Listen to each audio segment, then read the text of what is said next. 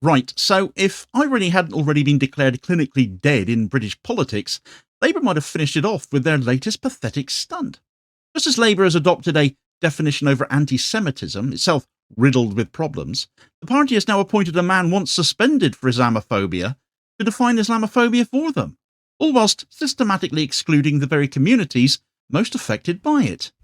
Trevor Phillips, whose previous comments on Muslims could comfortably fill a policy exchange pamphlet, now chairs a process that claims to be working towards protecting them. Add to this a consultation process that ignores Britain's largest Muslim group, the Muslim Council of Britain, in favour of the likes of the Board of Deputies and the Community Security Trust, and Starmer's bunch have gone full Monty on their dishonesty, it seems. You have the full farce, a definition exercise that is actually being defined more by bad faith on show behind it. This is as far from being about justice as you can get, surely. It's about control. British Muslims know it. Right, so Trevor Phillips is not just a controversial figure. He is a man who has become defined, certainly in recent years, by provocation at the expense of British Muslims. In 2020, for example, he was suspended from the Labour Party over a series of inflammatory statements, including calling Muslims a nation within a nation and suggesting they failed to integrate with British society. His remarks implied collective guilt, sowed suspicion, and amplified narratives of Muslim exceptionalism that have long fueled Islamophobic rhetoric. Despite this, Labour quietly lifted his suspension just a year later, in 2021. Then, in a move that appears as if designed to thumb its nose at the very communities Phillips alienated, the party have appointed him to lead the development of a definition of Islamophobia. It is not just tone-deaf, it is institutionally abusive. To British Muslims, Phillips is not a neutral figure, he is a symbol of their vilification. Entrusting him with such a sensitive and symbolic task sends an unambiguous message. Your lived experience, your fear, and your dignity are negotiable. Phillips has also publicly rejected the widely accepted all-party parliamentary group on British Muslims' definition of Islamophobia, which frames it as a type of racism that targets expressions of Muslimness or perceived Muslimness.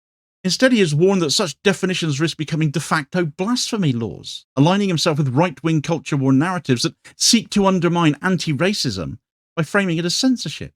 He has, after all, previously stated that freedom of speech is central to Britishness and we should allow people to offend each other. But he wouldn't risk his Labour membership these days on saying something blatantly and actually anti-Semitic, though, would he? We might get away with it the way that's run these days, though, who knows? A sincere anti-racism initiative, though, begins with those affected. Yet Labour has systematically excluded the most established Muslim organisations from the consultation process. Groups such as the Muslim Council of Britain, the MCB, and the Labour Muslim Network, the LMN, have been sidelined, ignored, or treated as suspect. Middle East Eye have recently revealed that even the government's own Islamophobia advisory group was blocked by the Starmer government, bearing in mind this group was set up by Starmer's lot, from consulting with mainstream Muslim organisations, while instead platforming figures accused of Islamophobia themselves. Labour appears to be adopting a strategy whereby they are only consulting with voices deemed safe or ideologically aligned with the leadership's security-first approach to Muslim engagement. This would, therefore, bear all the hallmarks of the logic of the prevent strategy, where Muslims are treated primarily as security risks rather than citizens or political stakeholders. The definition of Islamophobia being worked up seems to be more interested in aligning with that than offering any actual protections to Muslims. Adding to the insult is the government's long-standing claim of having a policy of disengagement from the Muslim Council of Britain. This policy has been in place since the new Labour years and continues to be referenced by ministers today. Yet the MCB remains the largest umbrella body representing Muslim communities in the UK, with over 500 affiliate organisations including mosques, schools, regional councils, professional networks and advocacy groups. That such a well-established and representative body has been written off wholesale and continues to be by government and ignored by Labour raises disturbing questions about which Muslim voices are deemed acceptable and which are excluded because they challenge power. A notion that segues rather nicely into who actually is being consulted on this.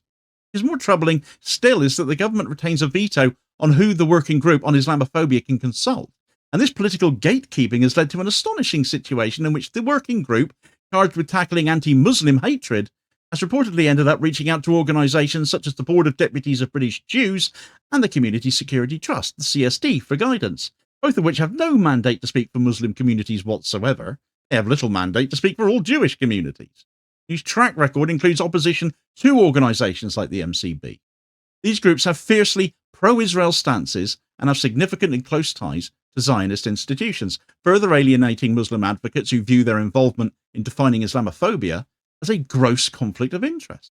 I'd say that's an understatement. This is Islamophobia policy being driven by Zionists. Therefore, it's going to be in Zionist interest, surely. Equally revealing is that the working group allegedly also attempted to consult the right-wing think tank The Policy Exchange, known for its staunch defence of Prevent, and repeated efforts to undermine Muslim civil society. Although Policy Exchange declined to be involved, the very fact they were approached speaks volumes about the ideological slant of this process. Rather than rooting the consultation in anti-racism, Labour and the government have allowed the process to be shaped by security-first, Islam-sceptical institutions, Zionists even, while systematically excluding the communities and their representatives who are going to be directly affected. So this exclusion is not accidental at all, it's structural. Labour have been alienating Muslim voters ever since Starmer became leader. It serves to delegitimise dissenting Muslim voices while reinforcing Labour's control over what kind of Muslim participation is going to be acceptable, if any, looking at this. This is not inclusion at all, it's colonial in nature, defining the terms of belonging for a community whilst denying them a say in their own representation. The APPG definition of Islamophobia has been endorsed by over 60 MPs, multiple political parties and dozens of local authorities, yet Labour, while nominally supporting it, has undermined it through practice. Phillips' opposition to the definition, claiming it suppresses free speech, mirrors the narrative pushed by those who argue against anti-racist measures on the grounds of defending an abstract and selective concept of free expression. Deputy Prime Minister Angela Rayner recently distanced herself from the government-proposed definition after backlash that it could become a de facto blasphemy law. The fact that this phrase has gained traction speaks volumes as well. Islamophobia is thus being exceptionalised, treated with suspicion, unlike antisemitism, which has been firmly dealt with via the IRA definition and stringent disciplinary codes, though there are caveats there, large ones, still far from perfect, of course. This contradiction is still glaring, though. Labour enforced the IRA definition of antisemitism with brutal force, despite the problems with it, purging members and MPs who ever even questioned the framing of that. Yet when it comes to Islamophobia, it dilutes, it delays, and it dismisses. This two-tiered approach to anti-racism reveals a hierarchy of protected identities and a lack of universal commitment to tackling hatred. British Muslims have not been silent in the face of this betrayal, though. Why would they be? Labour Muslim Network has consistently reported deep dissatisfaction amongst Muslim members. According to its 2022 survey, 59% of Muslim respondents rated the party's handling of Islamophobia as bad or very bad, while 37% said they did not trust the party to tackle Islamophobia at all. And of course that was reinforced in last year's general election, where large swathes of Labour's traditional Muslim vote evaporated, and several MPs lost their seats in staunch Muslim areas, despite Starmer's landslide and his victory as a direct result of that. In 2019, over 85% of British Muslims voted Labour. Last year, according to the think tank Theos, that's dropped to 63%. MPs like Zahra Sultan and Afsana Begum have publicly challenged the leadership over its silence on Gaza and its refusal to meaningfully engage with Muslim concerns. The appointment of Phillips has only confirmed a growing belief that Labour takes Muslim votes for granted, doesn't care that it lost so many, while discarding their dignity at the same time. Labour's handling of Islamophobia fits a broader pattern of performative anti-racism. The party performs virtue for optics while structurally enabling injustice. Appointing a high-profile black figure like Phillips to lead this effort is not inclusive representation. It is tokenism deployed as cover. He's not a Muslim. For such definitive work, that should be square one in working towards a definition that is designed to protect Muslim people, surely. That should be obvious. This is compounded by Labour's triangulation on issues of race and identity as well. In its desperate attempt to appease right-wing press and win back red wall voters, the party has increasingly distanced itself from any policy or rhetoric that might be labelled woke in order to see off the Reform UK threat. Islamophobia in this context becomes politically useful to them, an issue Labour can afford to mishandle without actually fearing any serious media backlash, which is shameless. Labour's Muslim support base will only fray further as a result. As disillusionment grows, so too does the possibility of abstention, of protest votes, of switching to other parties. But beyond electoral maths lies a deeper moral reckoning. A party that fails to protect one of the most targeted communities in Britain cannot claim to be anti-racist. Simple as that. A party that tolerates anti-Muslim prejudice within its own ranks while punishing dissent on Palestine cannot claim to champion justice. And the damage is already visible. Trust is collapsing, engagement is declining, and Labour's moral authority has vanished into the void that is Keir Starmer. A credible, good faith attempt to define and tackle Islamophobia would have looked entirely different from what Labour has orchestrated. First and foremost, it would begin with a clear and unambiguous endorsement of the APPG definition, already supported by a wide spectrum of political actors and local authorities. This would set a consistent standard across party policy and public life, in line with how Labour has embraced the IRA definition of antisemitism. Instead of relying on ideologically hostile figures like Trevor Phillips, Labour could have established an independent advisory commission chaired by a recognised human rights expert or a respected Muslim academic. Such a commission would lend the process legitimacy, impartiality, and moral clarity. Central to this approach would be the involvement of established and trusted Muslim organisations such as the MCB, MEND, the IRHC, and the Labour Muslim Network. Their participation would not only enhance representatives, but would also reflect the lived experiences of British Muslims who face discrimination in education, employment, the media, and law enforcement. This sincere process would treat Islamophobia as a structural and racialised form of exclusion embedded within institutions and exacerbated by years of hostile policy, surveillance, and scapegoating. It would reject the reduction of anti-Muslim hatred to mere interpersonal prejudice or fear of religious offence. It would place Islamophobia in the broader context of systemic racism and intersectional oppression. Yet Labour did none of this. Worse still, before even appointing Trevor Phillips, the party's working group on Islamophobia was reported to be literally chaired by a figure from the Board of Deputies of British Jews.